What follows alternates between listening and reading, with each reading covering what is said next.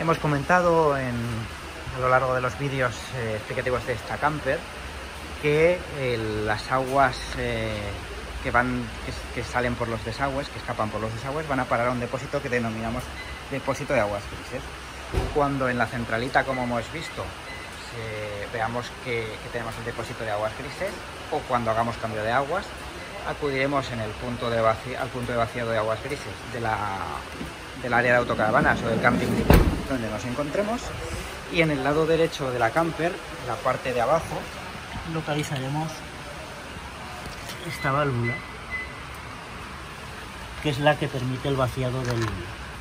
del depósito. No sé si se ve bien, creo que sí. Y esta válvula lo que hacemos es, ahora está abierto, lo que hacemos es tirar suavemente de ella hacia nosotros para que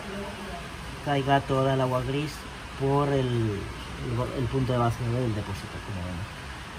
Cuando hayamos terminado, lo que haremos será volver a empujar la válvula hasta el fondo para poder cerrar el depósito